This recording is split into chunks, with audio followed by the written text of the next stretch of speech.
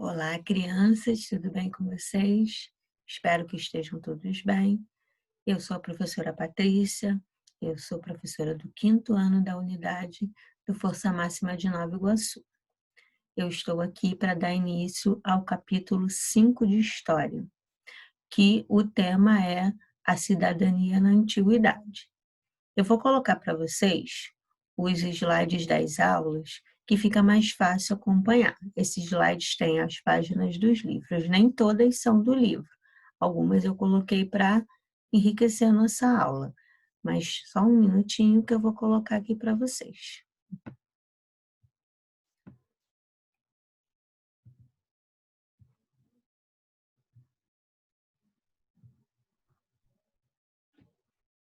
Vamos lá. Essa é a abertura, a página de abertura do capítulo 5, a cidadania na antiguidade. Essa primeira página aqui, eu vou até tirar minha imagem para ficar melhor. Essa primeira imagem aqui, ela se trata da Acrópole de Atenas. O que é a Acrópole? É o lugar mais alto das antigas cidades gregas, que possuía um papel muito importante, onde se erguiam templos e palácios. Então, se você olhar a imagem, né, você vai ver que não são construções simples, né? São construções grandes, muito bem arquitetadas, né? E você pode ver também que aqui já são ruínas, né? Porque são bem antigas. E eram construídos em lugares altos porque era conhecido como lugar sagrado, era um lugar onde a importante elite se estabelecia, moravam, né? Então, essa imagem aí retrata a Acrópole de Atenas, tá bom? É a imagem de abertura aí do nosso livro. Vamos agora para o segundo slide, que fala o que é cidadania. Primeiro, a gente tem que entender o que é cidadania, para depois se aprofundar no tema da aula. O que é significado de cidadania? Cidadania é a prática dos direitos e deveres de um indivíduo, uma pessoa, em um Estado. Os direitos e deveres de um cidadão devem andar sempre juntos, uma vez que o direito de um cidadão implica necessariamente numa obrigação de outro cidadão. O que quer dizer aqui? Você tem direitos que você pode reivindicar, mas vocês também têm deveres a cumprir. E o meu direito vai até onde vai o direito do outro. Então, eu tenho que respeitar os direitos das outras pessoas para ser respeitado o meu também. Então, práticas de direitos e deveres de uma pessoa em um Estado. Agora, nesse capítulo, o que você vai aprender? Conhecer a definição de cidadania, indicar os passos da cidadania em diferentes períodos da antiguidade, reconhecer os limites entre cidadania e religião e explicar o processo do surgimento da cidadania na Grécia e em Roma. Então, são esses os tópicos que nós vamos estudar nesse capítulo, tá bom? Vamos para o próximo slide. Nesse slide aqui, o que é cidadania? Tem um diálogo aqui, né, da turma do Eleva. Então, vamos lá. Vou ler para vocês. Pessoal, o que vocês acham da gente fazer uma campanha na escola para incentivar a coleta seletiva? Assim, a gente pode contribuir para a preservação do meio ambiente. Legal! Há alguns dias eu pensei que a gente podia fazer alguma coisa para preservar o meio ambiente. Isso é exercer a cidadania, não é? Claro, Beca.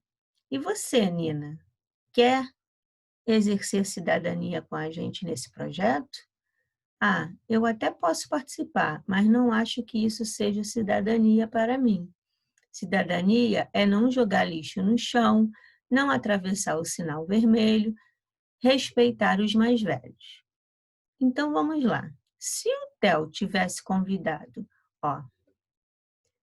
se o Theo tivesse convidado você para participar da campanha de incentivo da coleta seletiva, sua resposta seria mais parecida com a da Beca ou da Nina? A Beca diz que quer fazer alguma coisa pelo meio ambiente. Já a Nina, ela acha que fazer esse tipo de campanha não é exercer. Exercer é respeitar as leis, né?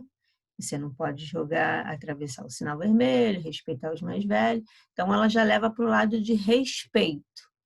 Agora, mencione atitudes ou ações que podem ser considerados modos de exercer a cidadania. Pensa aí um pouquinho. Todos deveriam exercer a cidadania ou somente algumas pessoas? Essas perguntas aí, o que vocês acham? Vocês acham que todos devem exercer ou somente umas pessoas? Como se tivesse pessoas que não precisassem exercer cidadania e outras sim? Ou vocês acham que todos deveriam exercer? É uma questão para vocês pensarem. Pensa aí, no final da aula a gente conversa, tá bom? Agora vamos passar para o próximo slide. Aí, vocês vão... Deixa eu diminuir aqui. A cidadania é a prática dos direitos e deveres dos indivíduos em uma sociedade. Vocês podem pegar o marca-texto e sublinhar aí, ó. A cidadania é a prática dos direitos e deveres dos indivíduos em uma sociedade. Essa é a definição de cidadania que o livro está dando. Por exemplo, nos períodos eleitorais, deixa eu voltar lá. Por exemplo, nos períodos eleitorais, quando a principal preocupação dos candidatos é o voto, os cidadãos têm o direito de eleger aqueles que melhor representam seus interesses. Alguns acreditam que esse é o único momento que exercemos a cidadania, mas isso não é verdade. Então, as pessoas acham que somente votando é que exerce a cidadania. E nós sabemos que não é assim, né? A cidadania são várias questões, né, que a gente tem que ter com a sociedade, mas não é somente um voto. Nós temos também que fazer, nós temos deveres também a cumprir. Então, as pessoas acham que só votando é que exerce. Alguns acreditam que o único momento que exercemos a cidadania é através do voto, mas isso não é verdade. E aí, é uma coisa para vocês pensarem. Vocês acham que quando nós estamos cuidando dos outros, ajudando os outros, fazendo campanhas, isso aí seria exercer a cidadania? O que vocês acham? Nos últimos anos, devido às diversas manifestações provocadas por partidos políticos, ONGs ou por movimentos sociais,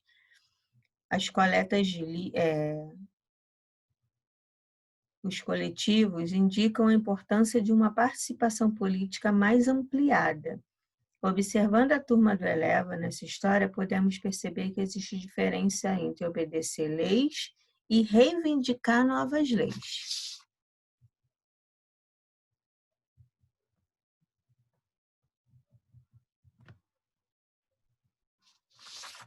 Então, voltando aqui, eles querem criar uma campanha para colher o lixo. Só que a Nina já acha que você fazendo a sua parte, você já está ajudando, ou seja, você tem que cumprir o seu dever. Então, a turma do Eleva está mostrando 2 pontos, as campanhas, né? Mas também fazer a sua parte. Então, só tem a campanha porque não estão fazendo a parte que cada um tem que fazer, que é cuidar do seu lixo, né? Obedecer às leis de maneira como um todo. Agora vamos lá. Peguem aí o marca-texto, né? Sublinhando aí, ó. Todo cidadão possui um conjunto de direitos que lhe permitem atuar na sociedade. Os direitos civis, sociais e políticos. Então, esses três direitos, nós vivemos numa sociedade, né? Esses três direitos aqui é o que permite a gente viver em sociedade. Então, sublinha aí. Sublinharam? A liberdade de expressão, de locomoção, muitas vezes chamados de ir e vir, e de propriedade são alguns exemplos de direitos civis. Ou seja, o primeiro aqui que vocês sublinharam, ó, você tem direito de expressão, ou seja, a mídia, quando a gente vê muito, né, fala assim, estão censurando a mídia, é o direito de expressão. Você tem direito de colocar o seu ponto de vista sobre algum tipo de posicionamento. De locomoção, né, que é o chamado de ir e vir, você tem direito de ir e vir, apesar de hoje, no meio dessa pandemia, né, todos nós estamos privados de fazer certas coisas porque tem um perigo invisível, né? Então a gente está se resguardando, mas temos o direito de ir e vir. E de propriedade de alguns direitos civis, ó. Agora vamos lá.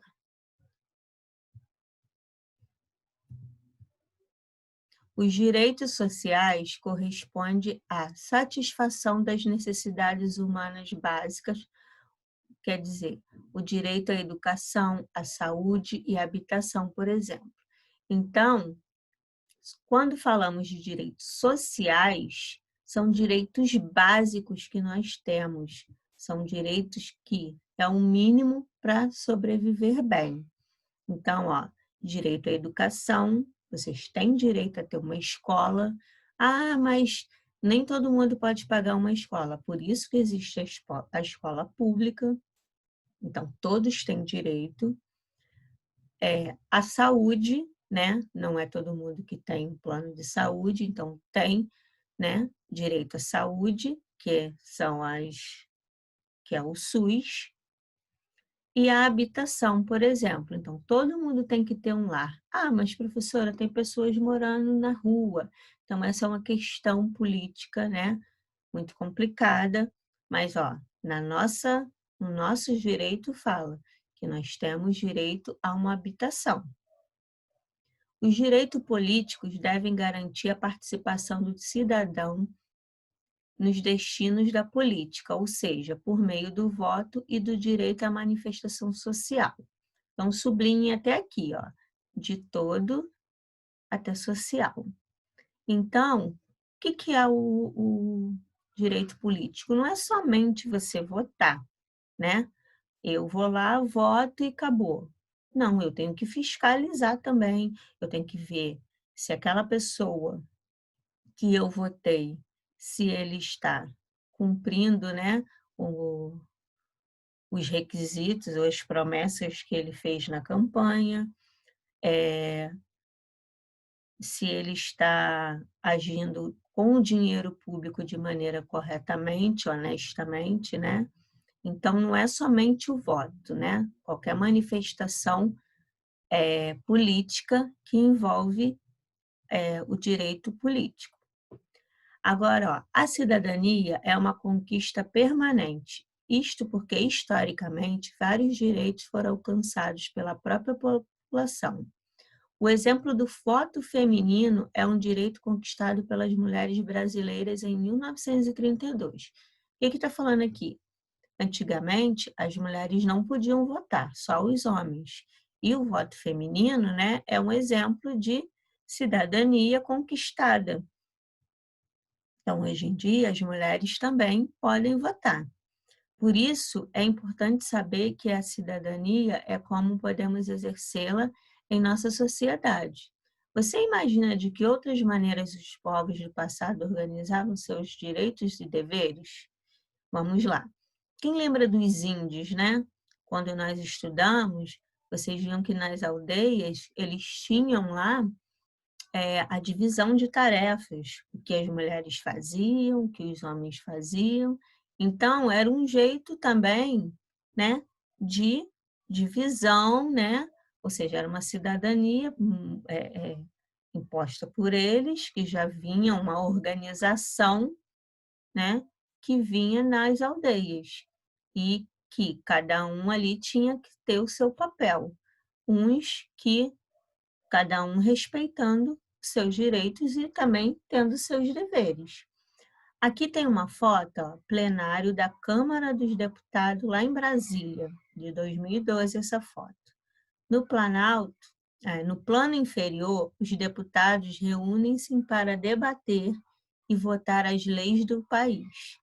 Aqui é o lugar onde os deputados se reúnem, né, e votam as leis que regem o nosso país. Então, aqui é muito importante, é a Câmara dos Deputados lá em Brasília. Então, tudo que é resolvido aí reflete na nossa vida, né? Participar das decisões políticas é um direito político dos cidadãos, ou seja, nós, foi o que eu falei anteriormente, não temos só que votar, nós temos que fiscalizar também. Agora aqui, ó, no próximo slide, outras fotos, né, do Planalto.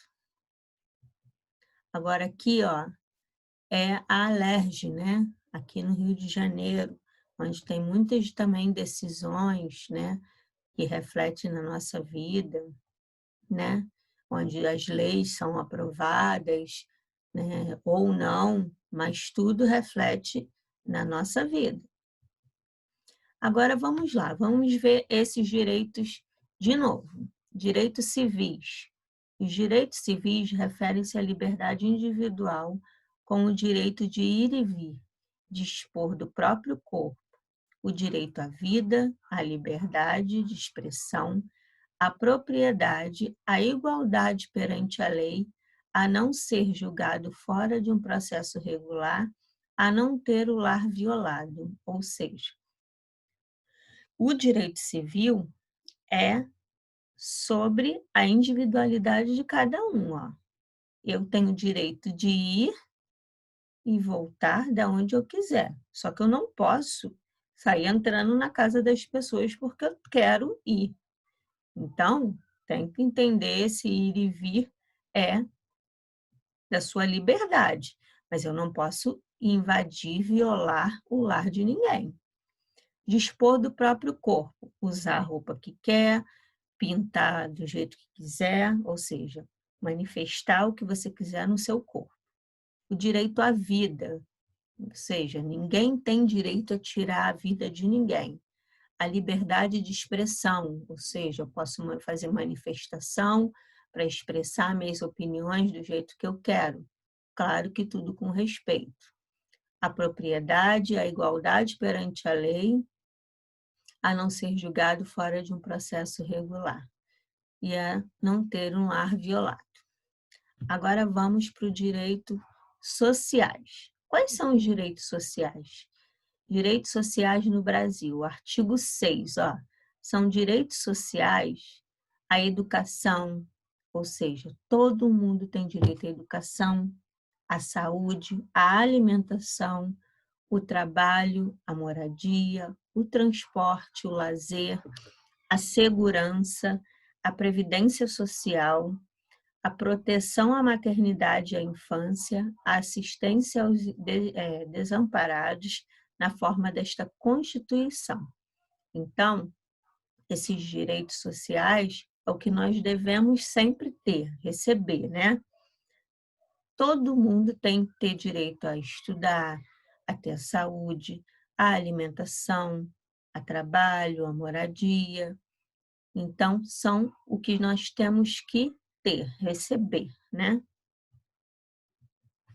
Agora, os direitos políticos, né?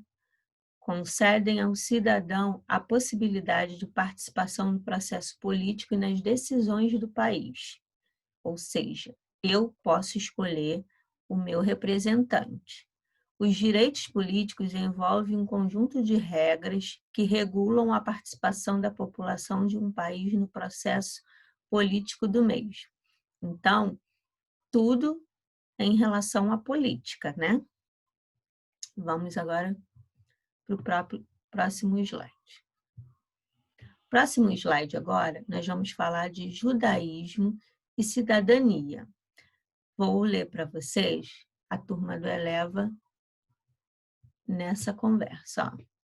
Pessoal, vocês encontraram reportagens sobre ações ou práticas que podem ser consideradas um exercício de cidadania? A apresentação do nosso trabalho é na semana que vem. Eu encontrei uma reportagem sobre um grupo religioso que faz um trabalho social com moradores de rua. Aí o Torugo, ele responde, ele fala, Torugo, isso não pode ser cidadania, porque esse é um grupo religioso. Esse grupo ajuda as pessoas a conseguir documentos pessoais e carteira de trabalho. Isso não é uma forma de cidadania? Agora vamos lá, nós vamos entrar numa outra questão. A questão da política, da religião e das ações de cidadania.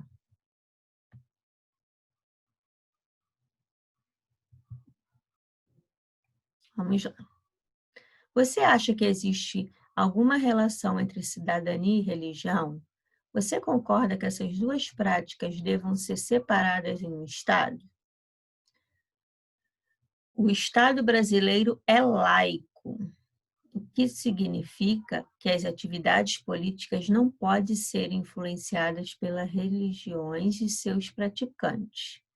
Sublinha aí, o Estado brasileiro é laico. O que significa laico? Ele não pode pertencer a nenhuma religião. Então, mesmo que a pessoa que foi escolhida para representar o Estado, né, que ele tem algum tipo de religião, ele não pode tomar nenhuma atitude em cima da religião dele. Ele não pode usar isso. Ele não pode ser influenciado por isso. Porque como é que ele vai lá? A religião de quem me representa é a religião X. Eu sou da religião Y. Eu não concordo com isso. Aí ele vai lá, fica o tempo que ficar, outro ano vai lá, entra outro. Aí o outro é da religião Y e eu sou da X. Olha a confusão que vai dar. Então, quem está lá representando o Estado, ele não pode ter o quê? A religião dele como influência para o cargo dele. Então, quando fala que o Estado é laico, é porque não pertence a nenhuma religião. Não pode. Ao mesmo tempo, significa também a liberdade religiosa de todos os cidadãos. Ou seja, cada um pode escolher a religião que quiser. Ninguém pode manifestar a religião que é certa ou que é errada, né? Vocês, como crianças, vocês seguem a religião que os pais de vocês seguem, né? Mas ninguém pode determinar quem está no poder agora é da religião X, então todo mundo tem que ser da religião X. Não, não pode. As pessoas têm a liberdade de escolher a religião que quiser. Por isso, o Estado é laico. Sublinhando aí, ó. Sublinha aqui, ó. O Estado brasileiro é laico, o que significa que as atividades políticas não podem ser influenciadas pelas religiões de seus praticantes. ao mesmo tempo, significa também a liberdade religiosa de todos os cidadãos. No passado, porém, diversas sociedades se organizavam politicamente de acordo com suas crenças religiosas. Então, antigamente, eles faziam essas divisões, né, de acordo com as suas crenças. Houve também aqueles grupos religiosos que transformaram sua crença em instrumento de mudanças na sociedade, como os judeus e o seu movimento monoteísmo ético. Vocês vão ver o que significa agora. Ó. Deixa eu colocar aqui para vocês. O que significa monoteísmo ético? Né? Acredita que o responsável pela criação de todas as coisas no universo seja apenas um único Deus.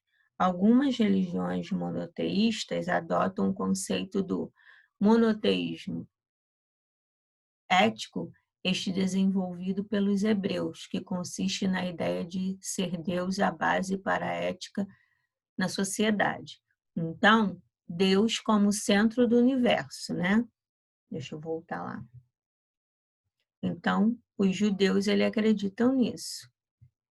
Os judeus foram um dos primeiros povos a declararem monoteístas, mas a contribuição para a cidadania não se encontra no monoteísmo, e sim na forma especial que o monoteísmo tinha para eles, o monoteísmo ético. Então, sublinhe aqui, ó. Os judeus foram um dos primeiros povos a se declararem monoteísta, mas a contribuição para a cidadania não se encontrava no monoteísmo, e sim na forma especial que o monoteísmo tinha para eles, o monoteísmo ético. Então, ó, por volta do século 8 a.C., os chamados profetas sociais fizeram fortes críticas aos excessos materiais de realeza judaica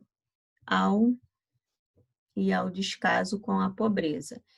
Esses profetas apontaram para a necessidade de os judeus se voltarem para o bem e de se dedicarem ao comportamento que correspondesse à moral judaica. Então, sublinha aí, ó,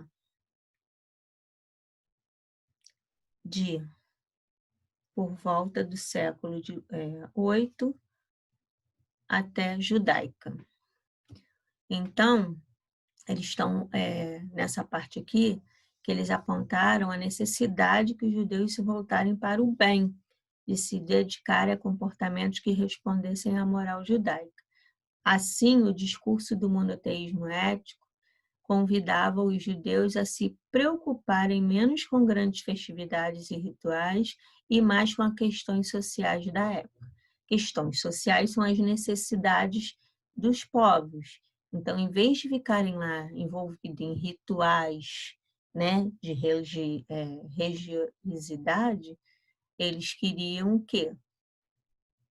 Focar na questão social, do que os povos necessitavam, do que os povos estavam precisando. Então, eles procuravam focar nessas questões da época. Agora vamos lá. A cidadania grega. Duda, você pode colar alguns cartazes da campanha de conscientização da coleta seletiva para a sua casa? Perto da sua casa? Não se esqueça que você vai me ajudar a pintar os latões de lixo, Duda. Duda, você pode ficar depois da aula para me ajudar a escrever o texto da campanha da conscientização? Aí a Duda, né? Peraí, gente, eu já estou ajudando bastante na campanha. Só vou continuar se eu também participar das decisões. Ou seja, eles estavam só delegando ali coisas para a Duda fazer, mas ela quer o quê? Participar das decisões. Ela não queria só ser mandada, né? Então, ó, Por que Duda ficou incomodada? Se você tivesse na situação dela, você também ficaria incomodado, né? Foi o que eu expliquei. Ela queria fazer parte das decisões, ela não queria só cumprir deveres delegados pelos participantes. Ela queria também expressar a vontade dela. Agora vamos lá. A cidadania é uma prática antiga e que isso aí também está no livro, tá, gente? Vamos sublinhar. A cidadania, sublinhando, ó. A cidadania é uma prática antiga e que remonta à sociedade de tempos antes de Cristo. Sublinharam? Também sublinhei aqui, ó. Em Atenas, por exemplo, cidade-estado da Grécia Antiga, a cidadania era exercida por meio da democracia. Atualmente, no Brasil, vivemos também em uma democracia e exercemos nossos direitos como cidadão. Você acha que fazemos isso da mesma forma que os atenienses antigos? Quais seriam as diferenças? Então, na época, né, lá na Grécia Antiga, tinha uma democracia. A democracia é o mesmo sistema no Brasil, né? Nós temos direito, né, de votar, de escolher nossos representantes. Mas será que era da mesma forma? Ó, agora eu vou explicar para vocês democracia. É um tipo de organização social na qual o controle político é, teoricamente, exercido pelo povo. Resulta em um sistema governamental que se forma pela livre escolha de governantes pela maioria da população por meio da votação. Então, nós escolhemos o nosso representante, né? Nós vamos lá, votamos, e o mais votado ocupa o lugar para governar. Então, a democracia ela é escolhida o quê? Através do voto.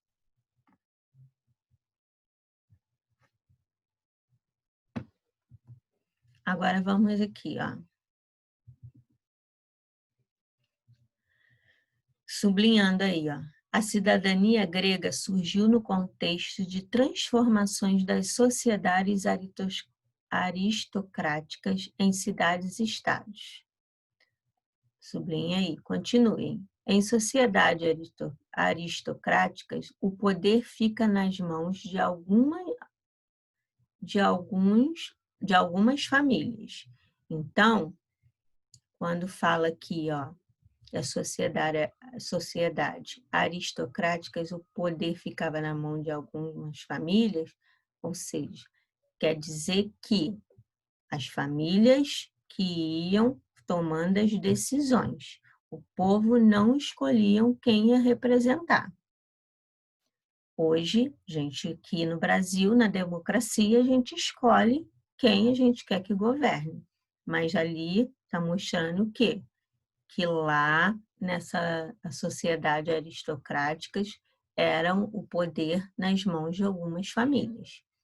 Eram seus membros também os que guerreavam e disputavam novos territórios. Ou seja, eles iam lá, conquistavam novos lugares e automaticamente aquele lugar ali era o quê? Tomado por eles e as leis eram feitas por eles e eram o poder daquele lugar passava a ser deles. Por volta do século VII a.C., tornou-se necessário adicionar soldados de outras camadas sociais para comporem o campo na batalha, porque começou a ganhar muito espaço e faltou pessoas, né? Estavam faltando pessoas para ajudar o quê? A tomar conta daquele espaço para guerrear.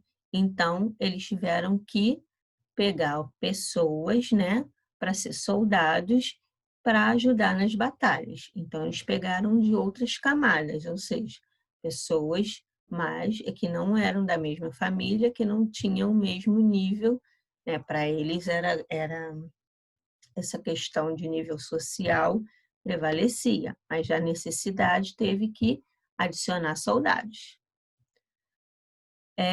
Sublinhando aqui, ó.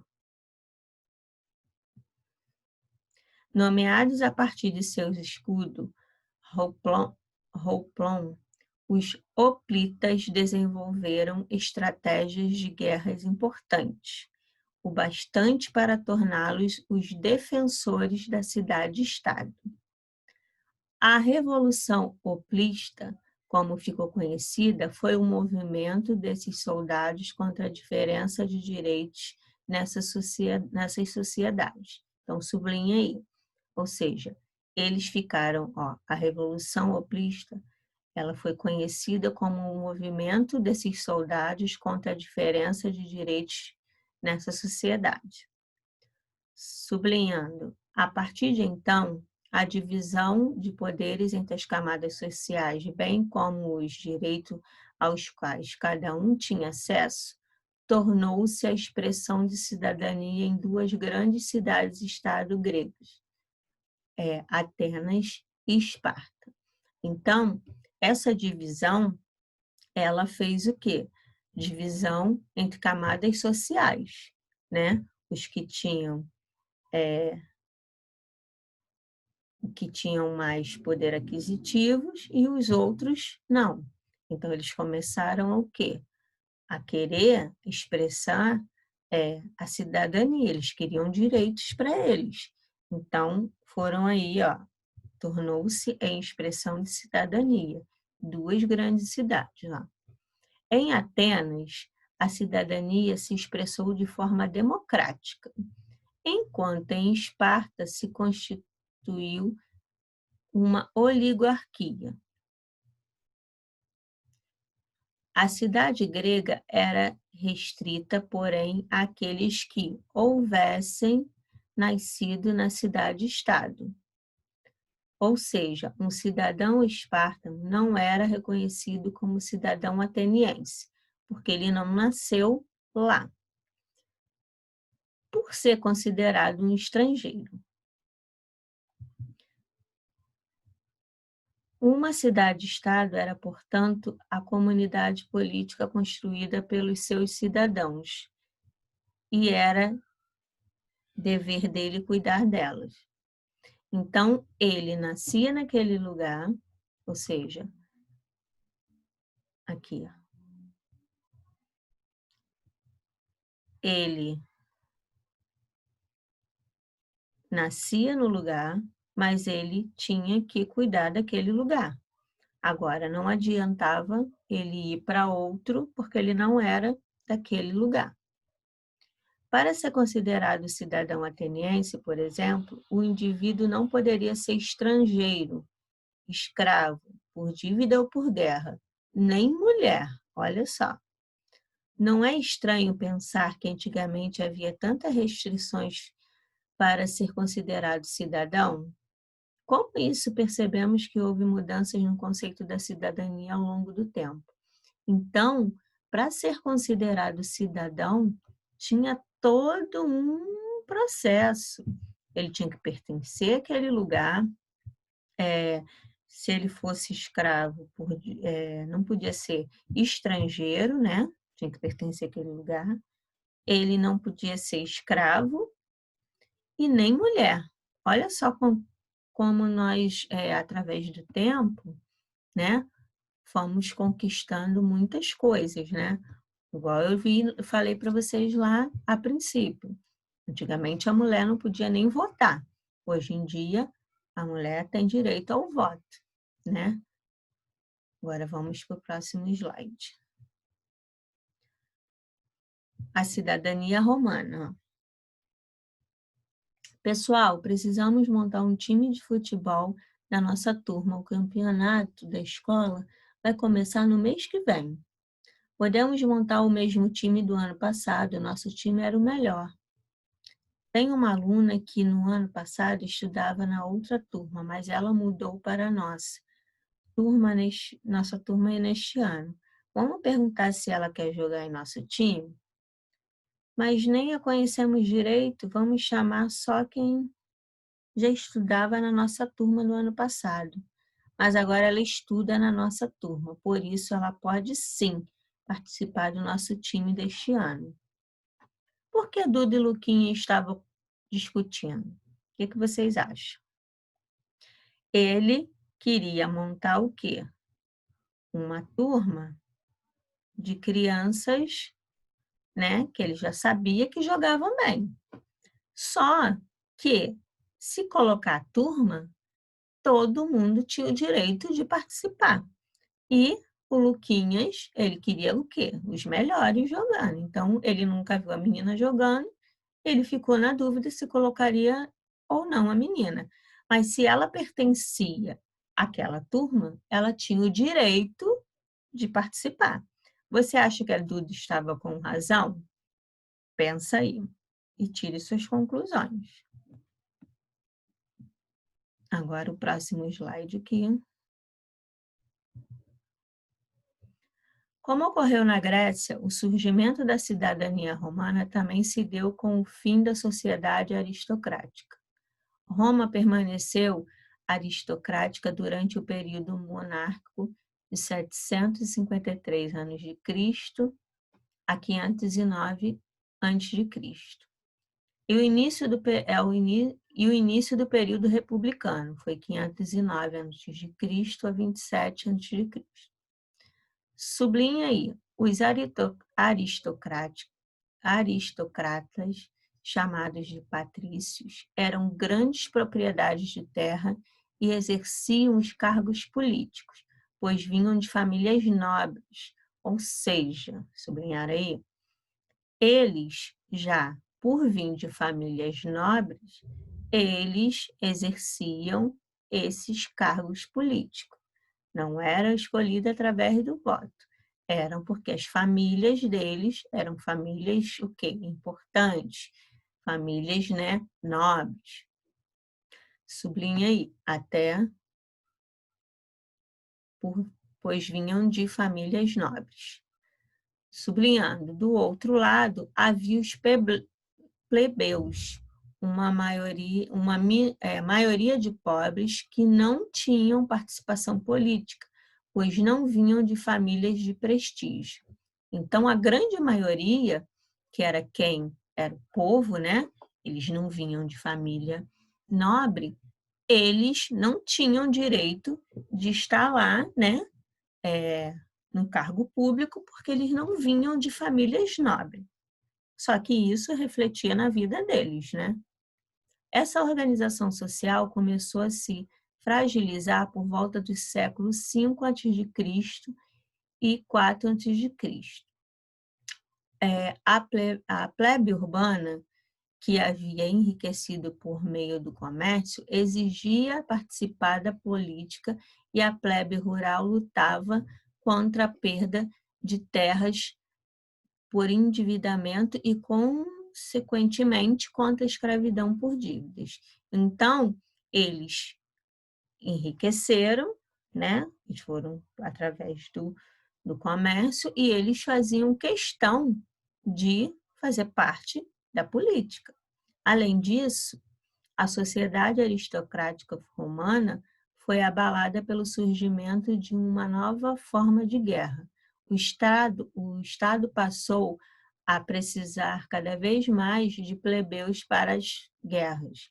Então, os soldados, que eram, né? Eles precisavam pegar, os soldados precisaram vir o quê? Do próprio povo, né? Dos menos favorecidos. Então, eles tiveram que pegar essas pessoas para participar da guerra, que eram os plebeus. Os plebeus, então, receberam a oportunidade. E suas reivindicações se não fosse atendida, eles ameaçavam não ir para o campo de batalha. Então, começou o quê? A negociar, né, através do que eles queriam, né, que era a força física deles, que eles guerreassem, e eles começaram a negociar isso. Ou seja, eu não vou se não tiver feito o que nós queremos, ou seja, as nossas reivindicações. Além disso, eles passaram a exigir que as conquistas das guerras fossem divididas por todos, não só pela grande elite deles lá. As pressões exercidas pelos plebeus culminaram no surgimento da cidadania. As pessoas deixaram de ser classificadas por sua origem familiar e passaram a ser divididas de acordo com suas riquezas. Então, já começou a cair por terra essa coisa de só os nobres, né, que tinham direito de ter essa riqueza, esses bens, né, essa partilha, porque se eles estavam lutando juntos, eles queriam ter o direito de ter junto essas riquezas. Agora aqui. Com as guerras e o domínio de novos territórios, os povos dominados tornavam-se províncias romanas. Para garantir a lealdade dos habitantes locais, a República Romana passou a conceder o direito de cidadania a eles. Então, eles conseguiram esse direito. O privilégio político anteriormente restrito aos patrícios de Roma se transformaram em direitos políticos e, aos poucos, alcançaram todos os súditos do Império Romano. Assim, o processo de surgimento da cidadania, sublinha aí, tá?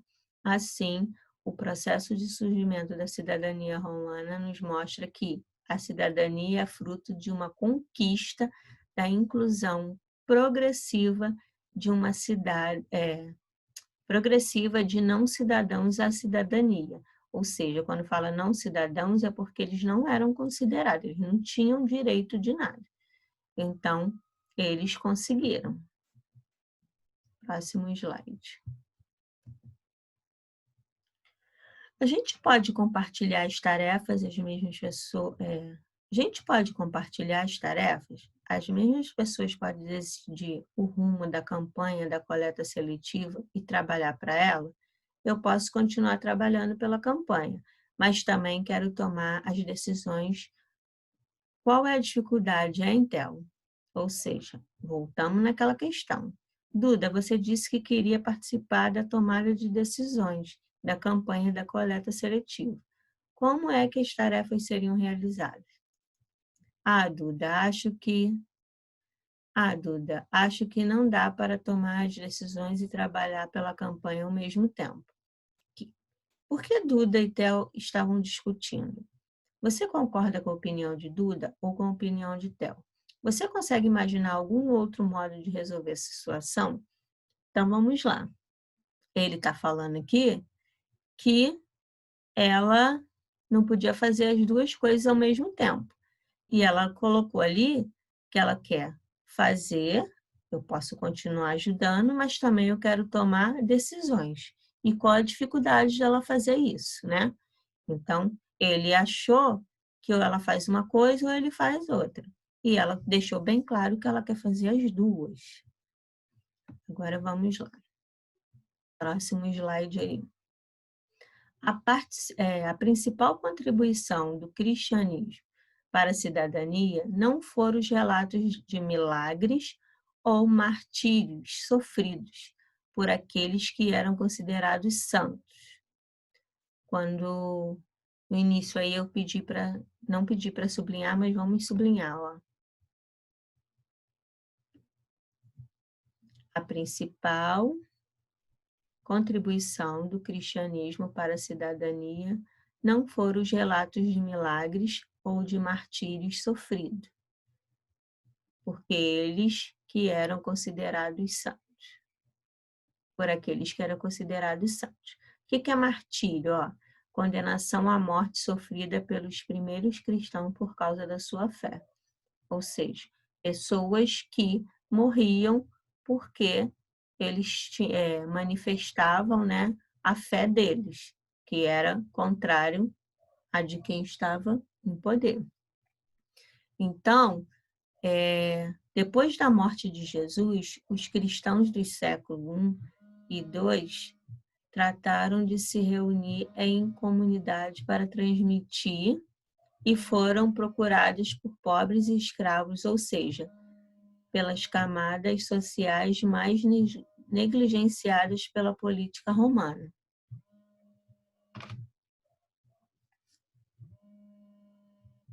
Agora aqui, ó.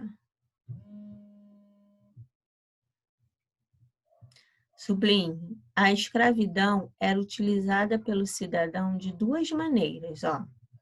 O primeiro, eles podiam dedicar seu tempo livre à filosofia e à política. Acreditavam-se que o trabalho impedia o exercício da cidadania, já que era entendido como punição. Então, ó, a primeira aqui. A segunda, a escravidão, o exercício da cidadania, já que era entendido como... Não, pulei aqui, peraí, desculpa.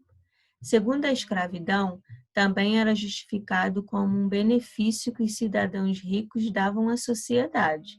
Sublinharam? Sublinharam. Ela ocuparia o tempo das pessoas escravizadas com atividades úteis, afastando-as do crime. Então, ó, acreditava que eles exercendo essas duas maneiras aqui, ó, essas duas atividades, era um jeito de benefício, né? O cristianismo dos primeiros séculos não promoveu nenhuma crítica à escravidão. Apenas incentivou os proprietários dos escravos a serem bons proprietários de escravo, ou seja, não sofrer aqueles maus tratos, né? Apesar disto, os escravos, as viúvas, os órfãos e os viajantes eram hospedados nas comunidades cristãs. Essas comunidades criaram recursos para acolher material e espiritualmente, justamente com a camada que haviam sido abandonada pela política romana, alimentando e a habitação não faltava. Alimento e habitação não faltavam a quem precisasse. As comunidades cristãs contribuíram para a ampliação à noção da cidadania. Elas alimentavam um sentido de identidade entre todos aqueles que as frequentavam. Eram negligenciados pelas autoridades romanas, mas participavam intensamente das atividades da comunidade. Logo, a comunidade dos cristãos fora aos poucos questionando os valores morais da sociedade romana por meio de sua rede de solidariedade. Como você acha que os governantes da época reagiram a isso? Então, ó, então, voltando lá no estado, era uma coisa, eles negligenciavam, né, algumas coisas, porque as atividades da comunidade, eles deixavam algumas coisas, né, a desejar. Então, era como se estivesse mascarando. Como sabemos hoje, justificar a escravidão dizendo que ela impede o crime é um argumento falso. Muitos crimes eram cometidos pelos ricos cidadãos da Roma. Assim, se o trabalho compulsório impedisse o crime, então todas as camadas sociais deveriam trabalhar sob essa condição, pois somente assim o crime seria evitado. Aqui é o eu e o mundo, tá? Além disso, o trabalho não é mais considerado um obstáculo ao exercício da cidadania. Pelo contrário, para alguns pensadores, apenas por meio do trabalho, uma pessoa consegue exercer plenamente a sua cidadania. Por que está falando aqui? Porque, através do trabalho dela, ela vai o quê? Ter condições, né, ou pelo menos deveria, de ter uma casa, ter alimentação, suprir suas necessidades através do trabalho. Então, o trabalho, ele faz o quê? Faz com que a pessoa exerça sua cidadania plenamente. Agora, no próximo slide aqui, ó. Ruínas do Fórum Romano, localizado em Roma, Itália. O Fórum Romano era o local, tá tão pequenininho aqui, privilegiado dos acontecimentos políticos. Os discursos políticos e os processos criminais ocorriam neste local, ó. Lembra quando a gente colocou lá no início do módulo do capítulo 5? Aqui eram feitos o quê? O fórum, né? Onde tem todas as decisões. E aqui embaixo, ó, Cícero denuncia Catilina afrontos, não dá para ler direito não, mas os discípulos políticos eram um dos principais instrumentos políticos utilizados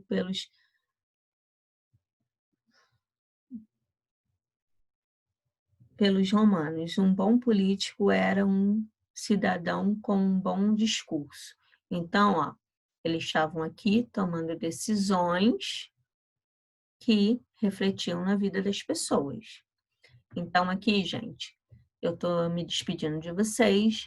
Vocês vão fazer essa releitura do capítulo, façam as atividades, né, com muita atenção, que depois haverá a correção dessas atividades, tá bom?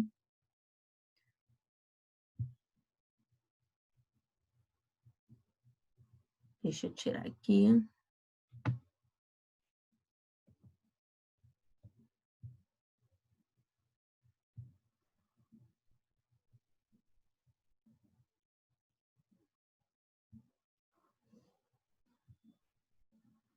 Peraí.